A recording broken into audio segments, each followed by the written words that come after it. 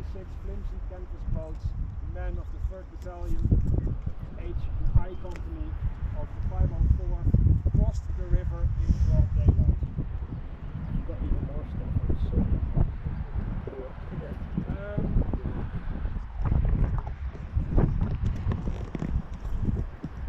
This man here, Major Julian Cook, was the man tasked to lead the attack.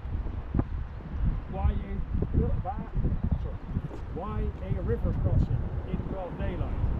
Well, the river crossing was a necessity. The bridges on our right, the railway bridge and the road bridge further along, were still in German hands, and time was running out for the British and Ireland.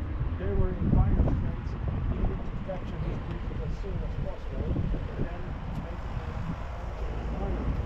However, the idea was to cross at first light, but there were no boats. The boats that were supposed to be used here on the river crossing were still all the way back in Belgium.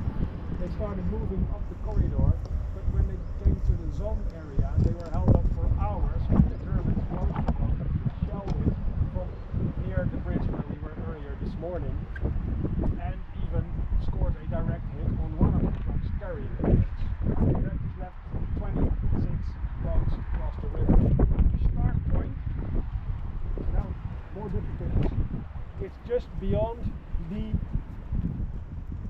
the high power tension wires that are behind us, behind me, and that's where these men start.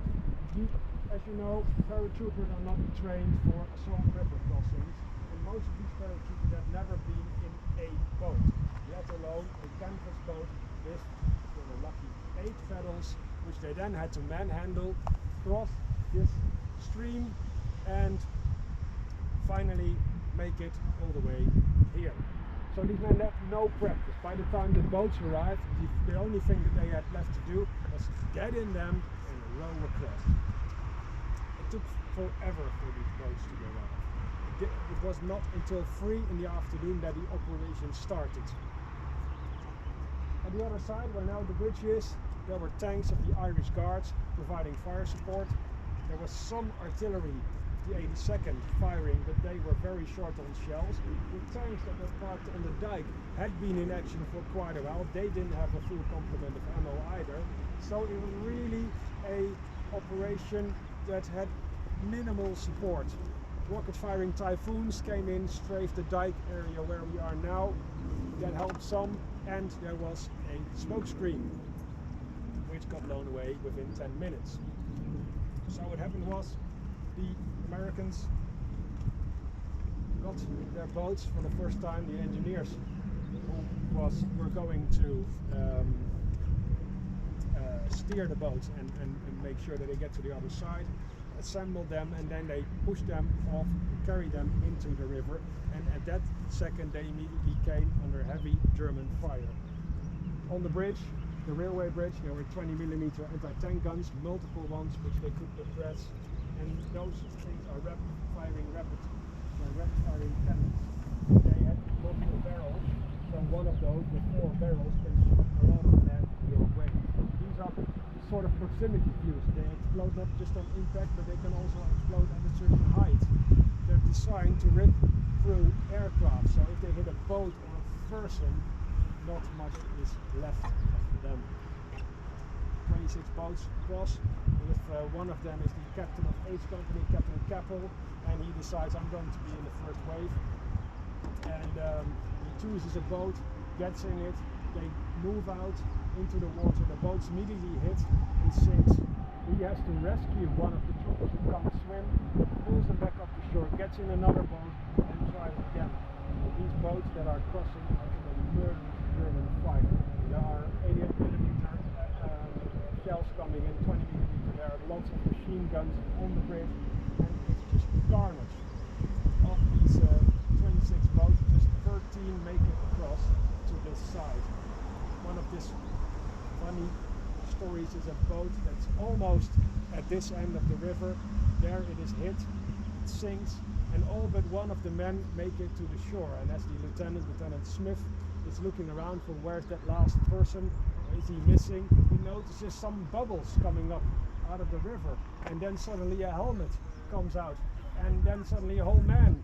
And what happened was he was a BAR gunner, and he was heavily loaded with ammo, and he sank like a rock to the bottom, and then he just crawled and walked along the bottom until he finally surfaced. And it's one of those interesting stories. The Protestant chaplain was Captain Kuhn.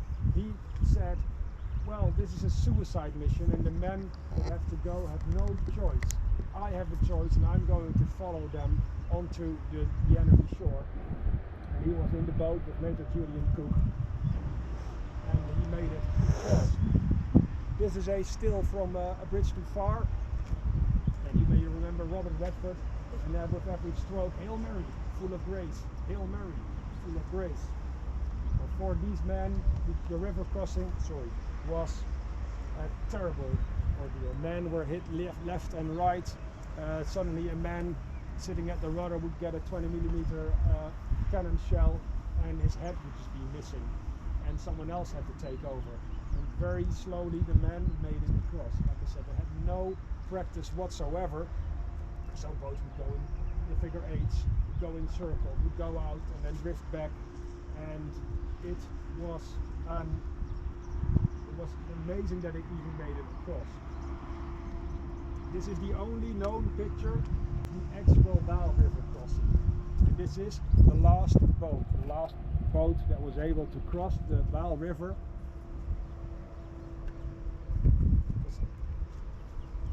13 made it across from the first go, then they crossed the river again, but the current here is extremely swift. So they started over there, they were pushed all the way to my left, and then when they crossed the river again they got even further to the left, and I had to pull the boats out of the water, march all the way back to where they were closer to the original start point, and then do it again. Fewer and fewer boats were left until in the end there was just one. That's the last boat. And this is one of the last crossings. Did they take their guns and everything with them? Everything, yes. The question is, did they take their guns with them? Yes. They all had their suspenders, wearing their ammo belts. They hooked everything onto that and left it open. So if they would fall into the water, they could just push it off and then have some chance of success. But the cost was very high. 48 Americans were killed crossing this river. It's all airborne guys. All airborne, all H&I Company 504 in the first wave, and then later on the entire 3rd Battalion was ferried across. 48 men were killed, and by the evening of the next day, another 40 men were killed. 88 men out of one battalion were killed area around us here. So you're saying it was 4 battalions? No, but this first river you see is new. They only dug this a couple of years ago, and it's to give the river more space, but it was all wide open area until they got to the river's edge. So they're coming this way? Yes. So there's a power station. the power station is over there. Okay, so it's shown on this side here. So these guys are coming in. These guys are probably just pushed off and are now moving. Moving this way. Yeah, moving this way. So by the time they arrived on the shore here, it only had just begun. But by this time they were finally able to do something, to get back at the Germans. And they showed no mercy. They had to charge across a couple of 100 yards of fully open ground until they came in here to this dike where Germans were dug in foxholes. And these were not SS, but these were just normal Wehrmacht, maybe even Volksgrenadiers, people who were forced into service, older people, very young people, but the Americans took no prisoners that day. After their massacre on the water, they decided that enough was enough. What was the casualty rate crossing the river? Yeah, You well, said 88 died. What about wounded? And yeah, well, usually you can do the times Double? 4 or 5. so, you have any idea how many made it across? Of the first wave, I don't have the numbers ready, but 26 boats, 13 men per boat went into the first wave, and only 13 boats made it across, and then in every boat there were a number of men wounded or dead. So it was, the chance of survival wasn't very big.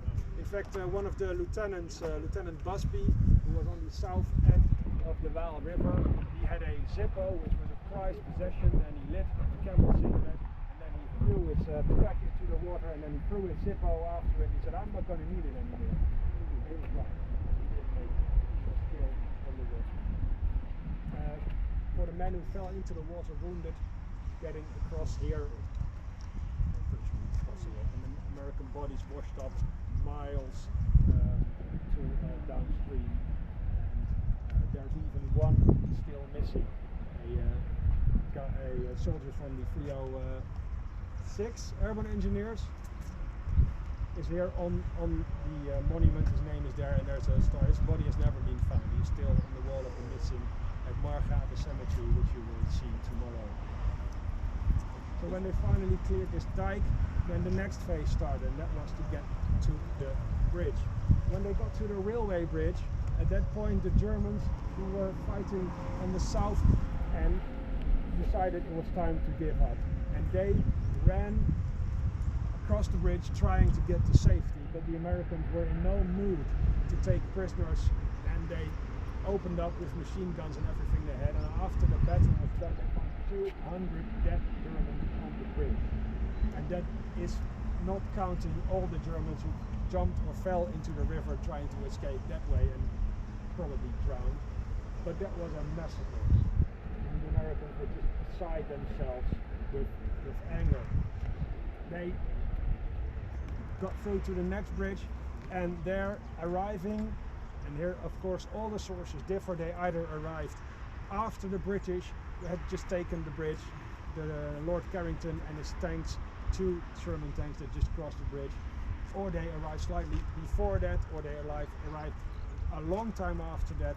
Everybody has a different story. The British claim they were the first across, the Americans claim they were the first at the bridge.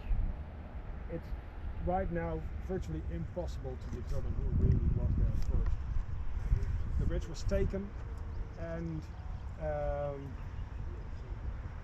the Americans expected the British to go on an all-out assault towards Arnhem immediately. They had suffered grievous losses crossing the river, then even more getting the bridges, and the British tanks too were in no state to drive to Arnhem. They had no infantry support. The Americans over here were not allowed to accompany the British tanks towards Arnhem, because then suddenly the bridgehead here would be wiped away immediately. So basically nothing happened. The Americans were furious, but the British just didn't have the people to move on Arnhem. So they were fighting in Nijmegen, and infantry was still slowly being brought up through Hell's Highway towards here. And it wasn't until the afternoon of the 21st when the first real drive towards Arnhem began, and we will be driving part of the route in a minute, and I will tell you roughly where that drive ended.